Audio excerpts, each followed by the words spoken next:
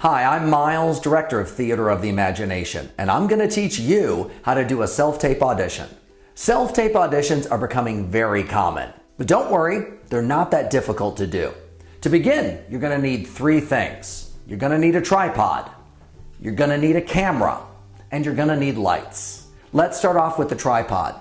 Most any tripod will work just fine. Just make sure, once the camera is mounted on it, that the tripod is tall enough to meet you at eye level.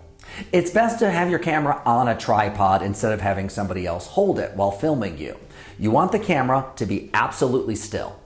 Now for the camera. Some people like to shoot on a digital camera, others like to shoot on a DSLR. Most everybody today films their self-tape auditions on phones. Make sure when filming that your phone is horizontal in landscape mode instead of vertical.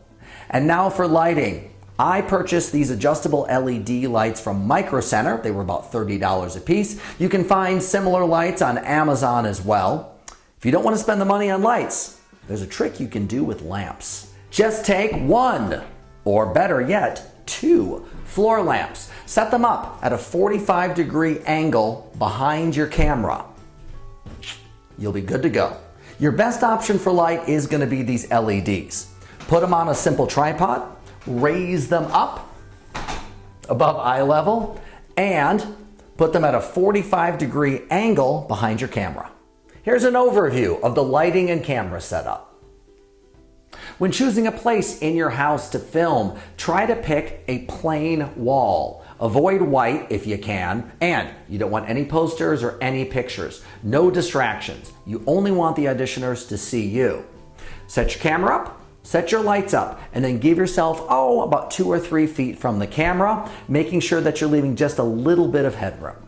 As for sound, make sure that there's no music playing, that the television is turned off. You don't want to hear other people talking, you don't want dogs barking.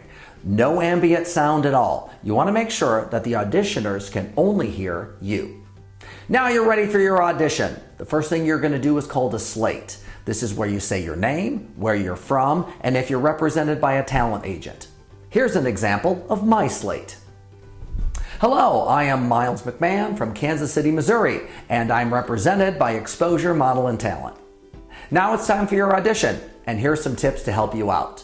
Tip number 1, stay relaxed. You don't want to be too tense. You don't want to show that you're nervous. Be loose, be calm, be relaxed, and have fun with it. The auditioners want to see you. Tip number 2, do a lot of takes. The great thing about filming on a phone or a digital camera is that you have lots of memory, which means you can do lots of takes. Do it over and over again until you feel comfortable with the result. Tip number 3, do not rush.